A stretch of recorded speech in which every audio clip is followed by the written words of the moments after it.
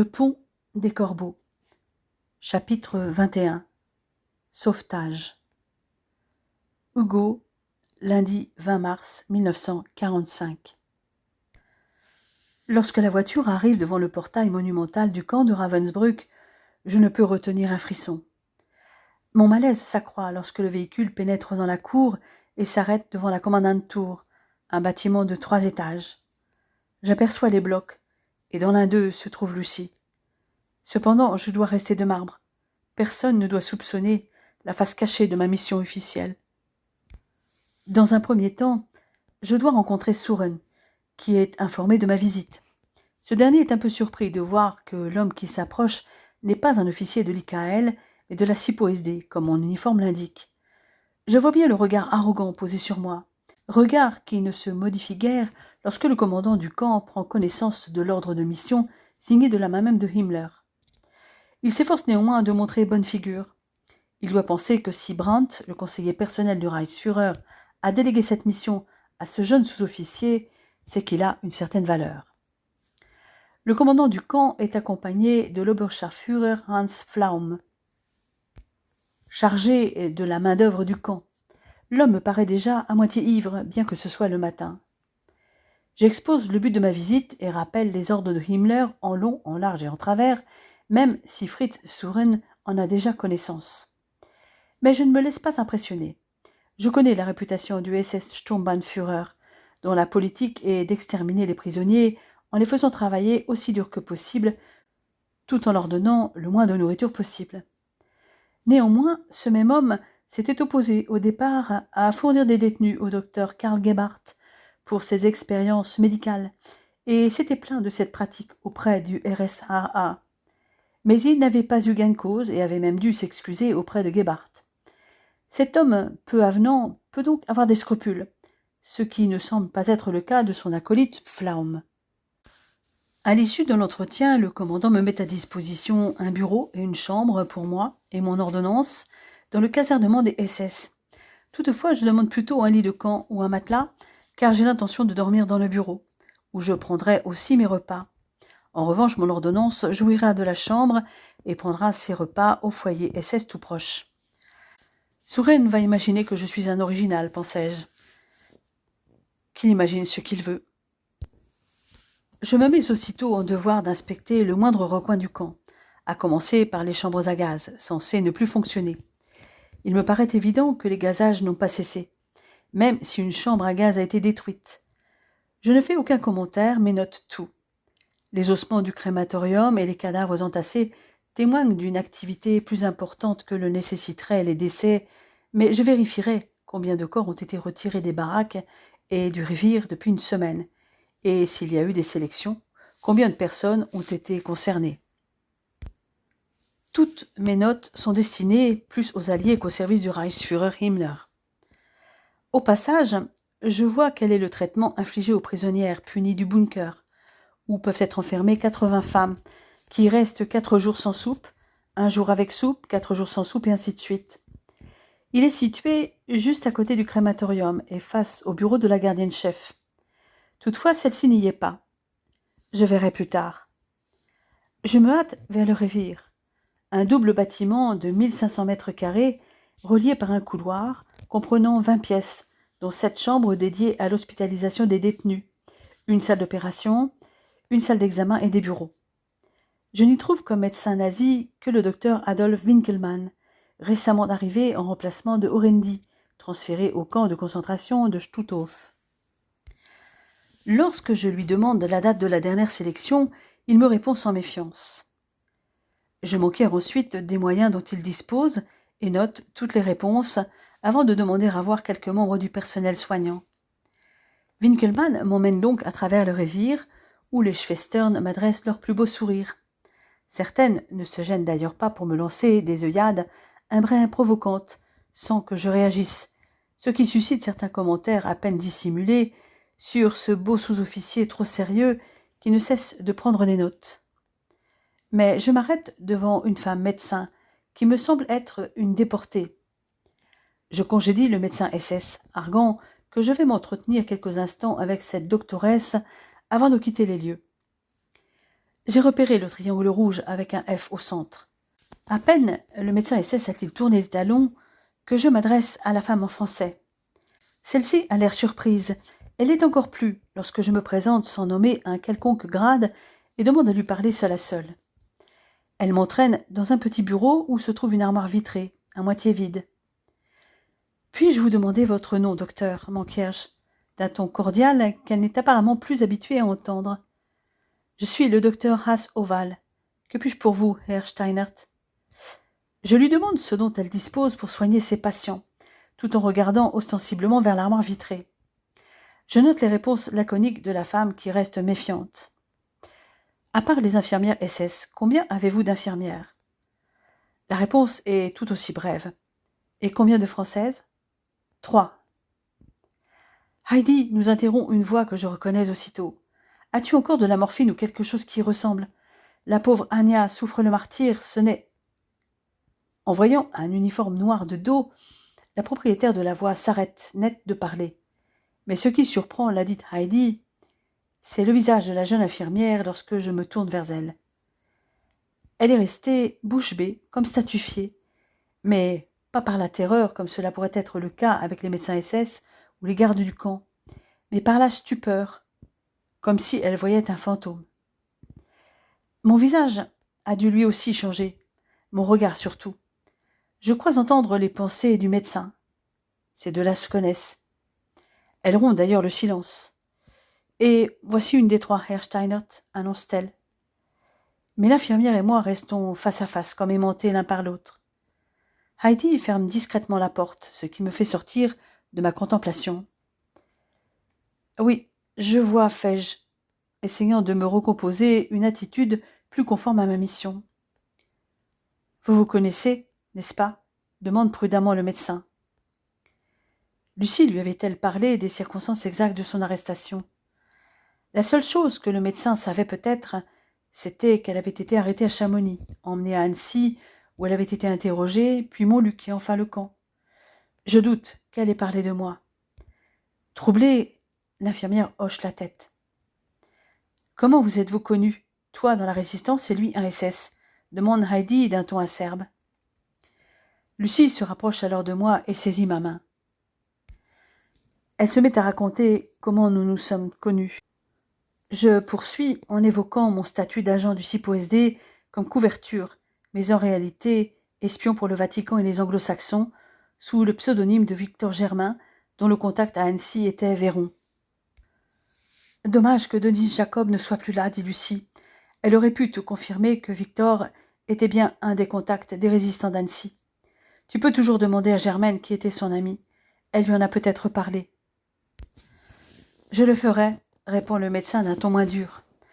En même temps, je me demande quel intérêt aurait un SS à prétendre qu'il est résistant dans un endroit comme celui-ci. Si vous n'avez plus besoin de moi, Herr Steinert, ou Victor, comme vous voulez, je vais vous laisser. Je pense que vous avez des choses à vous dire. » Elle s'éclipse discrètement, nous laissant en tête-à-tête. Lucie recule soudain, mettant une certaine distance entre elle et moi, avant de se laisser glisser au sol, recroquevillée. Je la vois alors si menue, si fragile, que sur le coup, je ne sais que faire. Puis je m'accroupis pour la relever et la prendre dans mes bras. Elle sanglote longtemps contre moi qui l'étreint, désemparée. Elle finit par se calmer. « Ce n'est pas ainsi que j'imaginais nos retrouvailles. Je suis devenue si laide, une vraie loque, un déchet, dit-elle en se remettant à pleurer. Je comprendrais que tu ne veuilles plus de moi. Je ne te vois pas ainsi. Tu es toujours aussi belle. Regarde-moi, mon amour, dis-je en lui soulevant le menton. Je t'aime. Tu es juste encore plus mince qu'avant, mais tu es toujours aussi belle. L'amour est aveugle, réplique-t-elle d'une voix tremblante. Ça, c'est Platon qui le dit, et crois-moi, je sais que tu as des défauts et des imperfections. La preuve, tu te dévalorises et tu es trop maigre, ma chérie, répliquai-je avec un sourire additionné d'un baiser. Et je t'aime comme tu es. J'ai tellement attendu ce moment. J'ai eu si peur quand j'ai appris que tu avais été arrêtée. Elle se blottit contre moi, tremblante, s'agrippant à mon uniforme comme si je risquais de disparaître.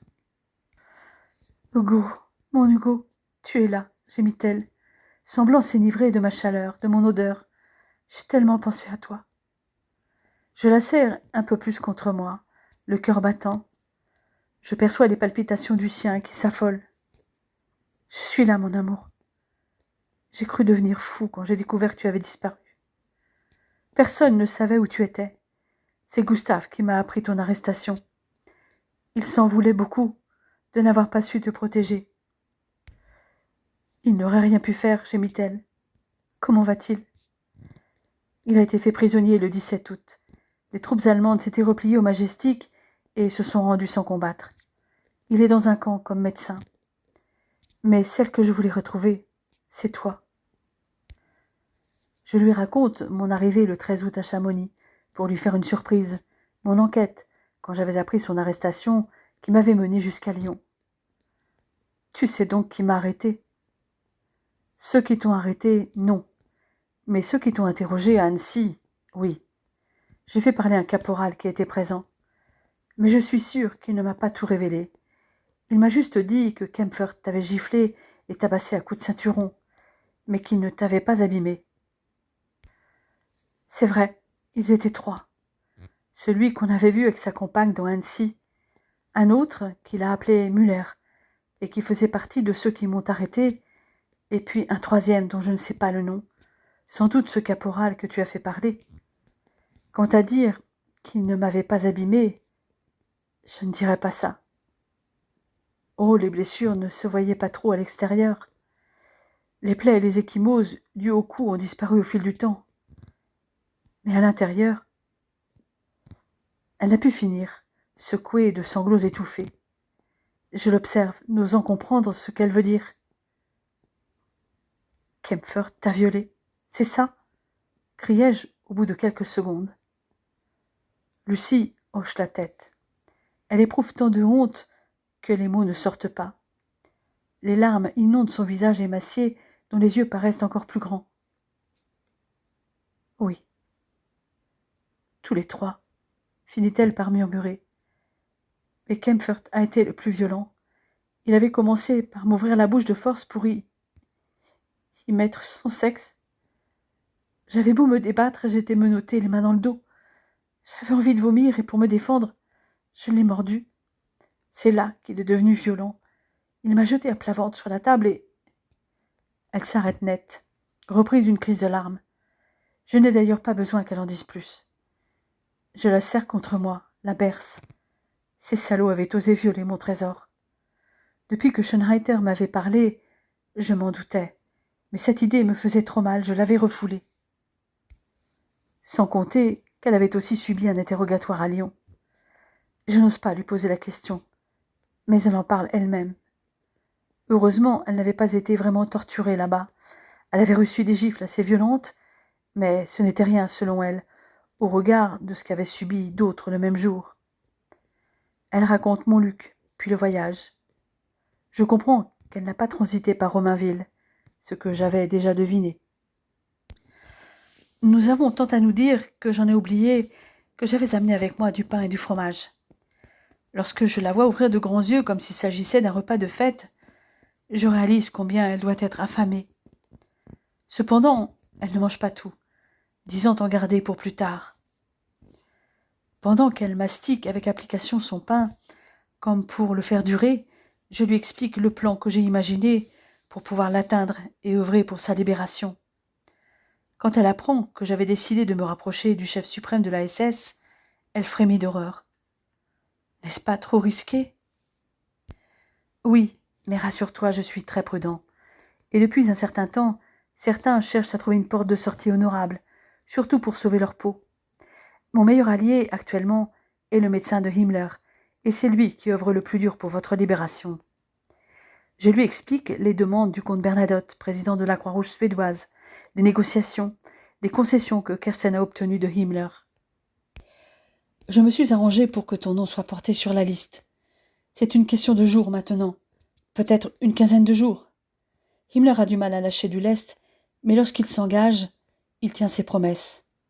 En revanche, nous ne savons jamais comment Kaltenbrunner, le chef du RSAA, et Müller, celui de la Gestapo, vont réagir. Schellenberg et Kersten, en qui Himmler a confiance, ne cessent de le harceler pour obtenir toujours plus de libération, mais il faut choisir les moments où il est réceptif. Et il y a Hitler. Pour l'instant, il ne sait rien, et il faut que ça dure. Je lui raconte la fois où j'ai vu Hitler. D'après ma description, mon infirmière préférée comprend que le Führer est atteint de la maladie de Parkinson, en plus de troubles mentaux. Mais nous devons nous séparer, car l'heure tourne et Lucie doit être présente à l'appel. Je la préviens que le lendemain, elle sera convoquée dans le bureau que j'occupe à la Kommandantur. Un moyen de nous retrouver tous les deux. Tu seras quand même avec moi ce soir. J'ai réussi à cacher mon livre premier de cordée avec des photos de nous deux et les mots que tu m'avais écrits. Moi aussi, je l'ai toujours avec moi, avec des photos de toi, lui chuchotai-je avec un dernier baiser. Je retrouve Winkelmann et demande à voir le docteur Trommer. Ce dernier étant dans sa villa, je transmets à Winkelmann la liste des personnes du Revier que je souhaite voir en entretien le lendemain en tout début d'après-midi. Liste qui comprend la secrétaire du Revier, Lucie et Dora Rivière. Puis je rejoins le bureau qui m'a été attribué et commence à rédiger mon rapport. Hugo, mardi 21 mars 1945. Le lendemain matin, j'inspecte les blocs, ainsi que le camp des hommes. S'ils souffrent moins de la promiscuité que les femmes, leurs conditions de vie sont semblables.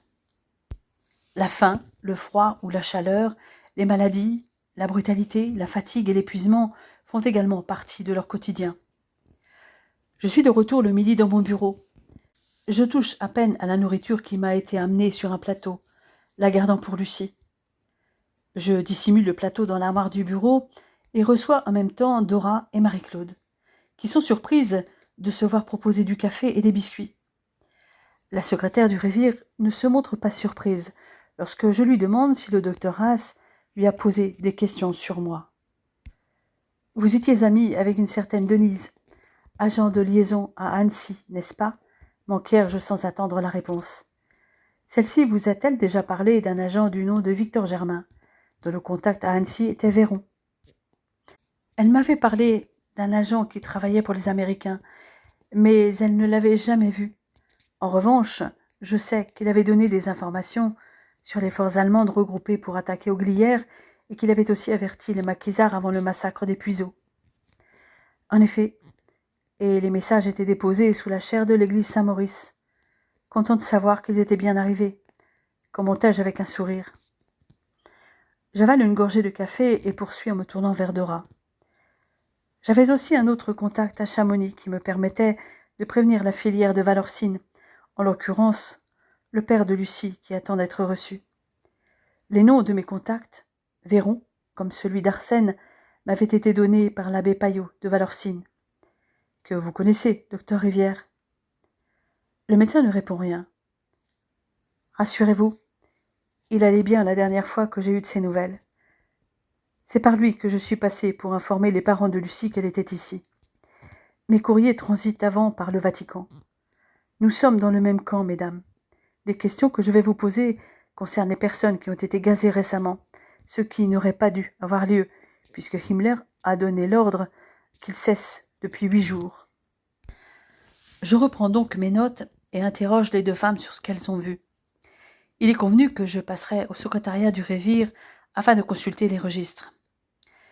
Je vous demande aussi de me communiquer les noms de femmes qui seraient à exfiltrer de cet enfer en priorité, par le biais de la Croix-Rouge suédoise.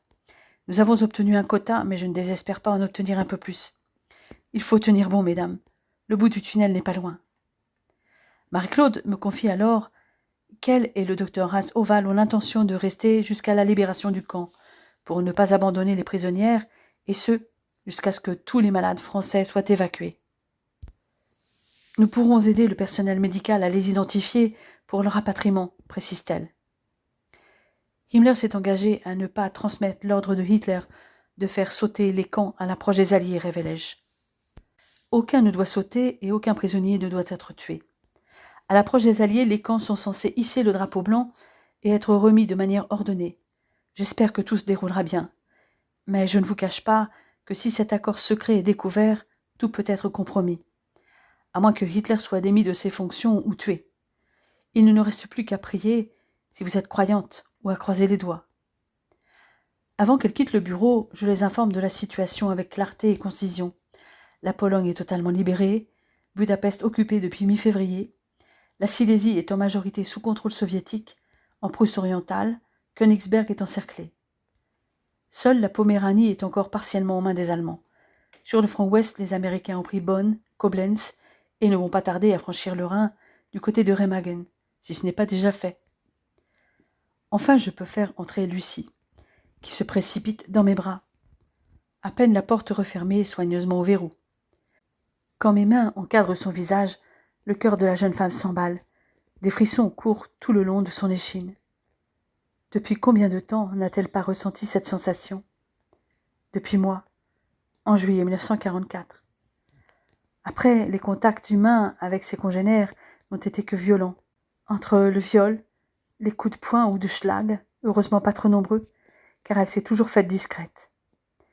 Quand mes lèvres s'emparent des siennes pour un doux baiser, mon corps s'enfièvre. Au fur et à mesure que le baiser se fait plus passionné, la chaleur envahit mon bas-ventre, et sans doute le sien aussi. Le monde tout autour de nous a disparu, même les bruits du camp. Plus rien n'existe à part nous. J'ai l'impression de flotter dans un océan de douceur, murmure-t-elle. Je n'ose pas trop la serrer, tant j'ai peur de la casser. Elle est si menue. Combien peut-elle peser? Sans doute moins de 40 kilos. Je m'écarte, pensant soudain au plateau que j'ai mis de côté pour elle. Elle reste les yeux clos, tremblante comme un oisillon. Quand elle les ouvre, elle s'aperçoit que je la contemple, et elle frémit sous mon regard si tendre. C'est à regret que je m'éloigne d'elle pour me diriger vers l'armoire dressée contre le mur opposé à la fenêtre. Elle reste béate lorsqu'elle me voit sortir un plateau avec une assiette remplie de carottes et de pommes de terre avec un morceau de lard. Je l'oblige à s'asseoir derrière le bureau et à manger, après lui avoir mis la fourchette entre les mains. Toutefois, je mets de côté une partie des pommes de terre et un morceau de lard que j'emballe soigneusement. « Tu l'emmèneras pour ce soir, lui dis-je. Si tu manges trop d'un coup, tu vas être malade. »« Tu penses à tout, me dit-elle, la bouche déjà pleine. »« Je tiens à toi. Si je suis venue ici, c'est dans l'espoir de te sauver, pas de te tuer avec une indigestion, plaisantai-je. »« Dis-moi, ils n'avaient pas de chambre pour toi dans leur ville à grand luxe, les SS ?» s'enquiert-elle en montrant le matelas debout près de l'armoire. « Oh que si, c'est moi qui ai voulu dormir dans le bureau, car je travaille tard le soir pour rédiger mes rapports, et puis tu peux aussi avoir envie de te reposer un peu. » Mais je continue à surveiller ce qu'elle mange, lui autorise un bout de fromage et lui verse un peu de café bien sucré. Je mets les pommes de terre et le bout de lard enveloppé dans un petit sac en cuir, dans lequel j'ajoute aussi des biscuits. Je prépare une longue bande de tissu épais. « Bonne poltière de l'armée française, lui fais-je avec un clin d'œil.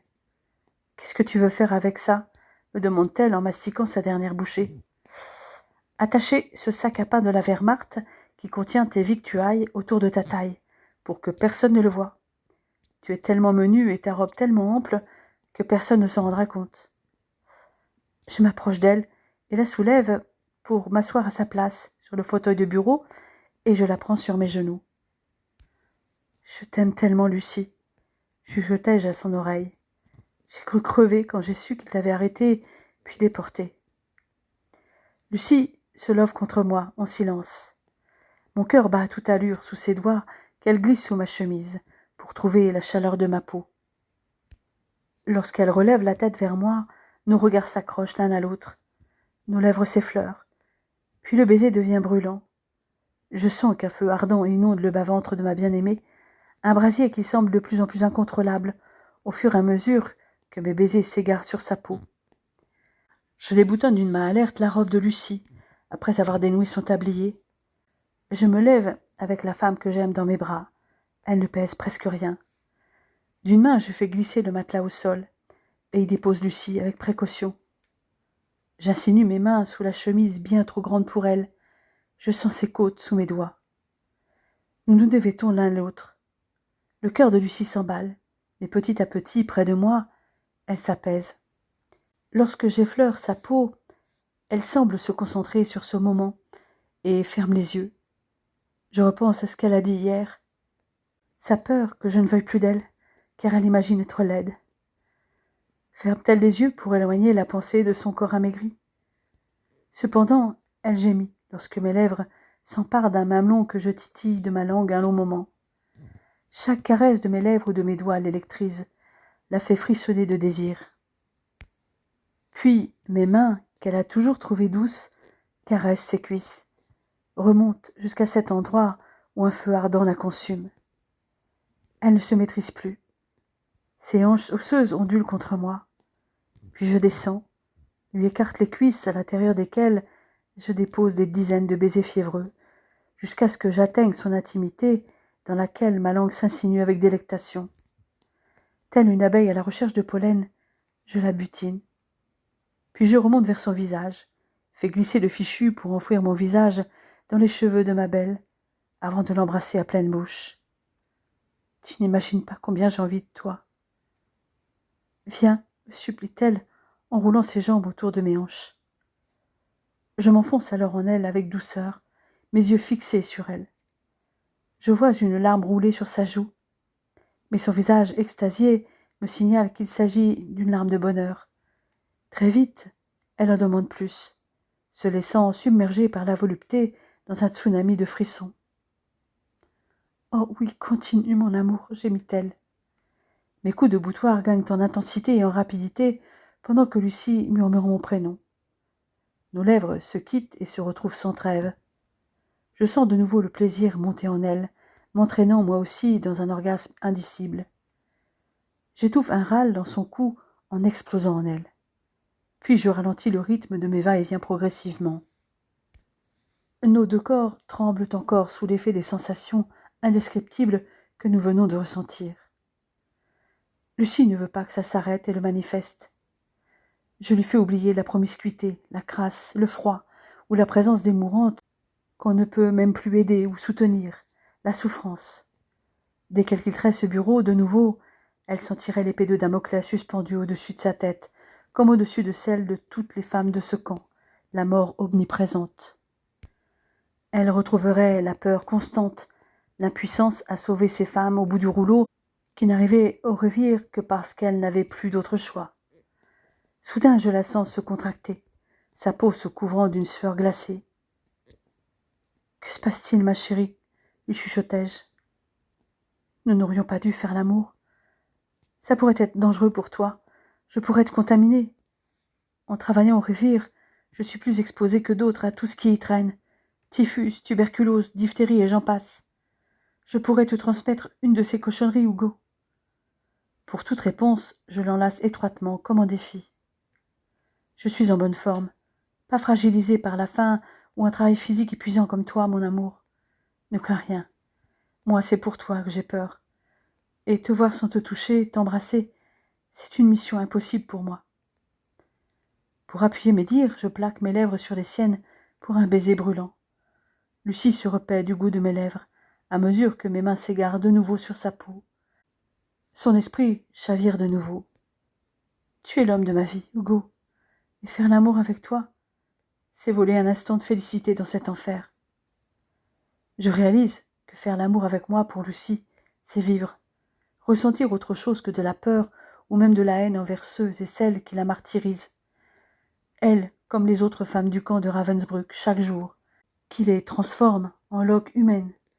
C'est ce que ces monstres cherchent, les déshumaniser. Entre mes bras, ma Lucie redevient une femme, capable de rire, de sourire, de me charmer, moi. Je la presse tendrement contre moi, et Lucie se laisse porter. Tout disparaît alors de nouveau. Ne reste que la magie du moment. Nous sommes tous les deux dans notre bulle de passion. Quand nous avons fini, je la garde longtemps dans mes bras, mon corps tiède collé au sien.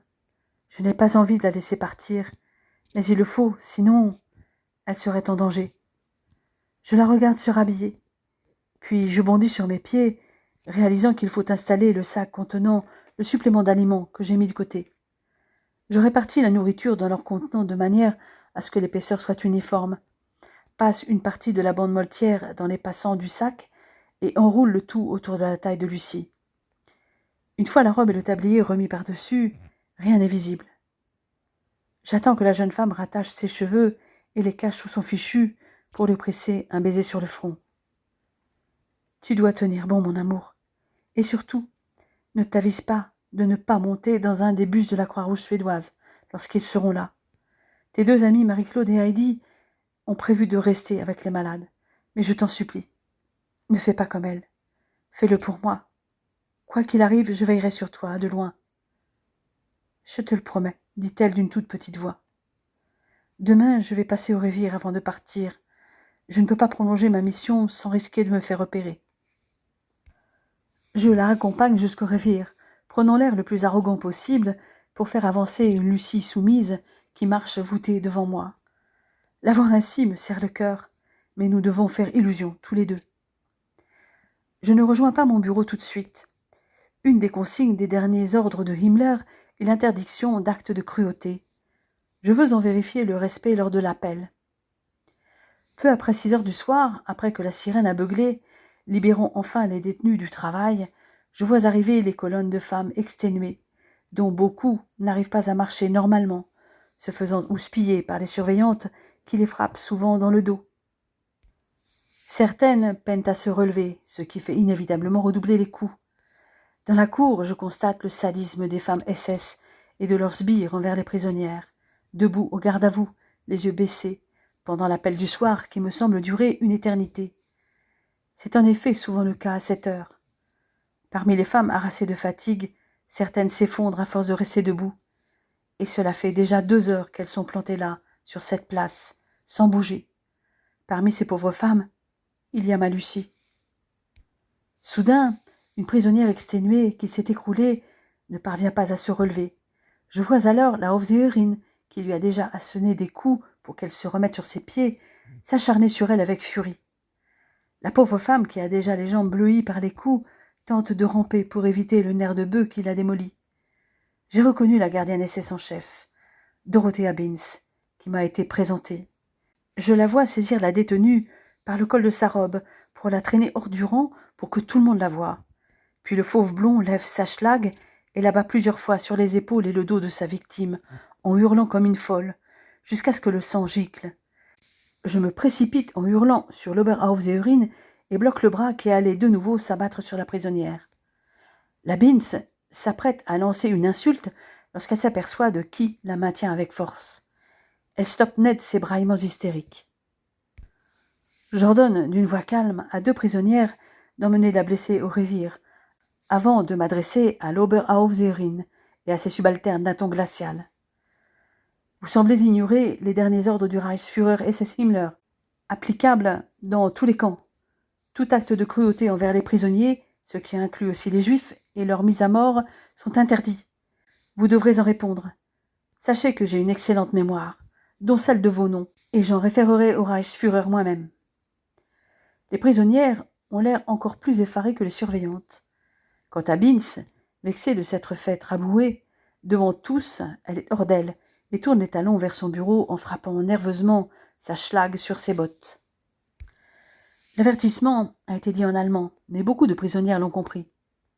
Nul doute que l'affaire allait se répandre comme une traînée de poudre dans le camp. La réaction de ce SS détonne par rapport aux officiers SS auxquels elles sont accoutumées et qui sourient devant leur agonie. Cependant, la Binz bafouée, ça n'allait pas être sans conséquence. Hugo, mercredi 22 mars 1945. Le mercredi, je me lève très tôt. Je veux aller au Jugendschutzlager, voir les conditions de détention des détenus qui logiquement ne devraient pas être exécutés, ainsi que la Kinderzimmer. Dans le premier, je retrouve Dora, qui évoque ses difficultés dans cette antichambre de la mort. Elle semble dans un piteux état, ce que j'avais déjà remarqué la veille. La raison est simple, et elle me l'explique sans détour. On avait promis à ces femmes, par la voix des haut-parleurs, une vie plus calme, exempte de travail, d'appels du matin, de corvées de terrassement, de déchargement.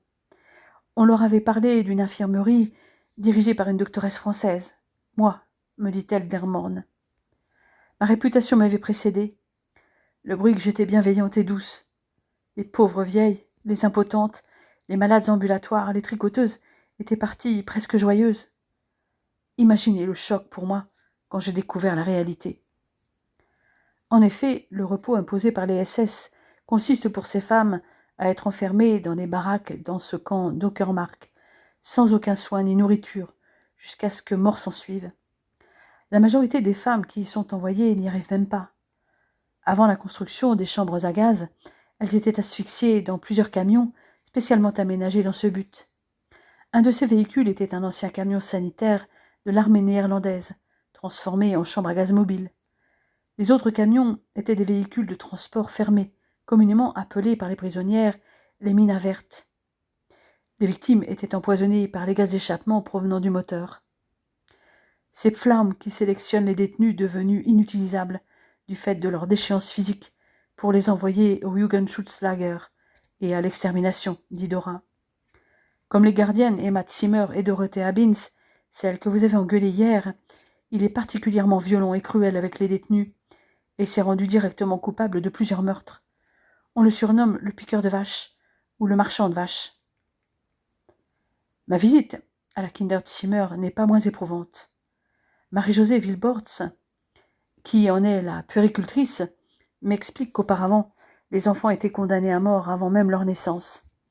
Les femmes enceintes qui arrivaient au camp mouraient soit avant même la date de leur terme, ou devaient se soumettre à un avortement forcé aux alentours de leur 7e mois de grossesse. Les médecins SS Rosenthal et son amie Gerda Fernheim se chargeaient de ces avortements de force dans des conditions bestiales. Lorsque les femmes avaient réussi à cacher leur grossesse jusqu'au bout, les nouveau-nés découverts étaient immédiatement arrachés des bras de leur mère et noyés ou tout simplement jetés dans un seau pour y mourir. Dans la majorité des cas, ça se faisait même en présence de la mère. Certains enfants avaient même été jetés au feu, enterrés vivants, empoisonnés, étranglés. Maintenant, les enfants qui naissent sont laissés en vie, mais les conditions en vigueur ici ne font que retarder leur mort, avoue-t-elle d'une voix tremblante. Elle me montre un bébé né la veille d'une Française. Cette femme a accouché dans une sorte de couloir où il n'y avait pas de WC à proximité, ni eau, ni électricité. Rien qu'une bougie sur le sol, m'explique-t-elle.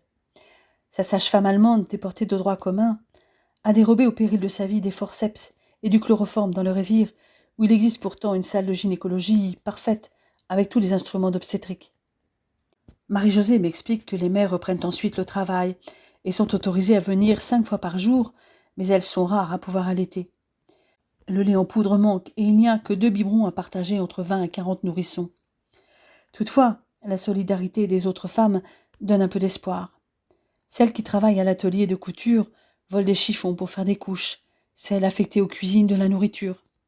10 petites bouteilles sont utilisées comme biberons et des doigts de gants de médecins ont été coupés et servent à fabriquer des tétines. Les femmes nettoient les nourrissons avec la boisson tiède qu'elles reçoivent le matin, les réchauffent, les protègent de l'arbitraire des surveillantes. D'autres mâchent de l'herbe ou des espèces d'épluchures pour que les petits puissent l'avaler après, avec l'eau qu'il y a. Une jeune mère seule ne peut pas garder son bébé en vie, dit Marie-Josée.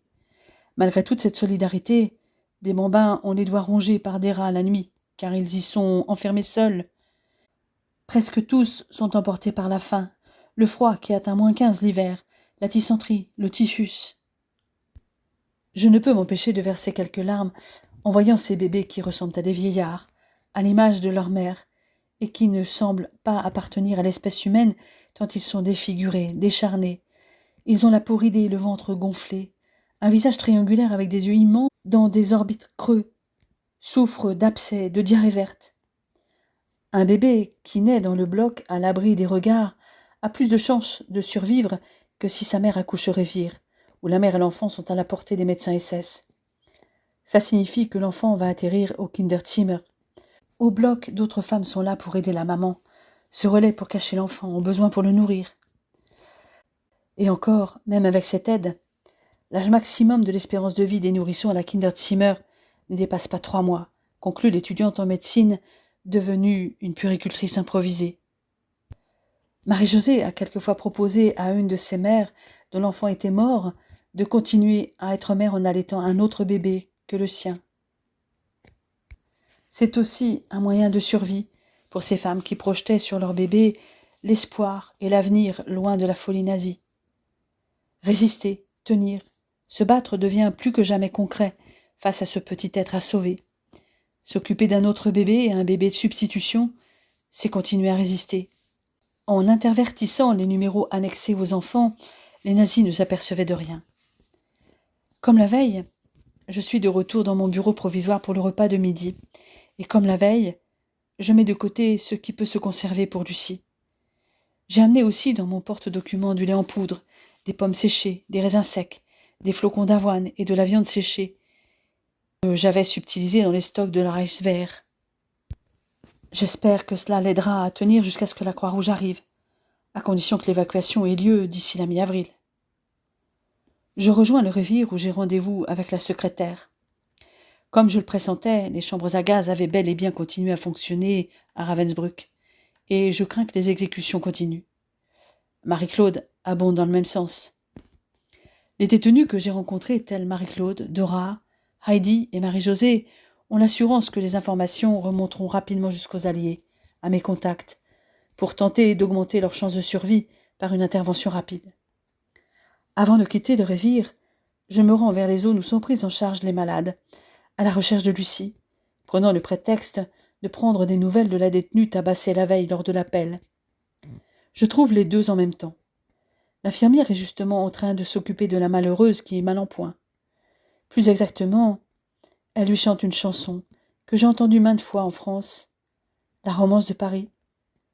La voisine de lit, qui fredonne aussi, s'arrête brusquement de chanter en me voyant. Je vois aussi la peur dans les yeux de la blessée qui était presque sans connaissance lorsque j'étais intervenue.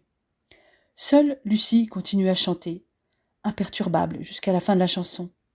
« Bravo, mademoiselle, déclarai-je en souriant. Vous avez une très jolie voix.